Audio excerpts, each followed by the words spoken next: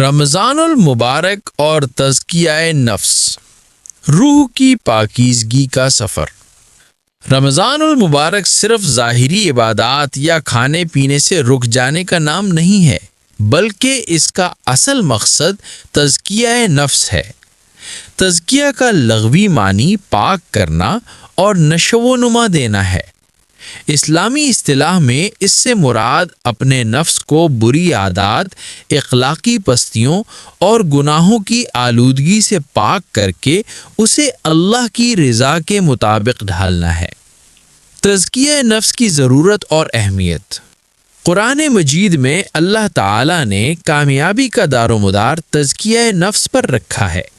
ارشاد باری تعالیٰ ہے، قد افلح من زکاہا، ترجمہ، بے شک وہ کامیاب ہوا جس نے اپنے نفس کو پاک کر لیا۔ انسانی نفس میں نیکی اور بدی دونوں کے رجحانات موجود ہوتے ہیں۔ اگر نفس کی تربیت نہ کی جائے تو وہ انسان کو مادی خواہشات کا غلام بنا دیتا ہے۔ رمضان کا مہینہ ایک روحانی ورکشاپ کی طرح آتا ہے جو نفس کی سرکشی کو کچلنے اور اسے قابو میں کرنے کا بہترین موقع فراہم کرتا ہے۔ رمضان میں تزکیہ نفس کے مراحل۔ رمضان المبارک میں تزکیہ نفس درج ذیل طریقوں سے حاصل ہوتا ہے۔ نمبر 1، ضبط نفس۔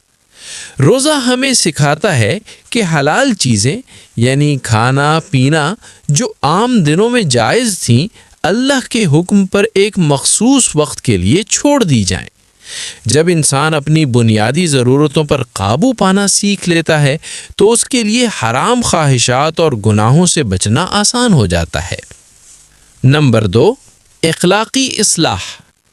تزکیہ نفس تب تک مکمل نہیں ہوتا جب تک انسان اپنی زبان، آنکھ اور کان کا روزہ نہ رکھے۔ غیبت، جھوٹ، بدگوئی اور لڑائی جھگڑے سے پرہیز کرنا نفس کو حلیمی اور بردباری سکھاتا ہے۔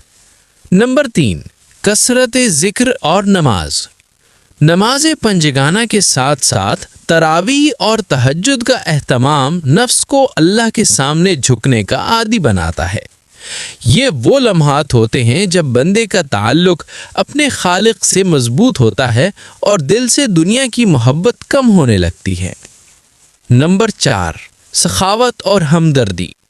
اپنے مال میں سے دوسروں کو دینا اور بھوک پیاس کی شدت محسوس کر کے غریبوں کی تکالیف کا ادراک کرنا نفس کے اندر موجود بخل اور خود غرضی کو ختم کرتا ہے۔ تزکیہ نفس کے سبحات۔ جب ایک مومن رمضان کے 30 دن تزکیہ نفس کی مشق کرتا ہے تو اسے درج ذیل انعامات حاصل ہوتے ہیں۔ تقویٰ کا حصول۔ دل میں اللہ کا خوف اور اس کی محبت پیدا ہو جاتی ہے۔ سکون قلب۔ باطنی گندگی دور ہونے سے انسان کو حقیقی اطمینان قلب میسر آتا ہے۔ مستقل تبدیلی۔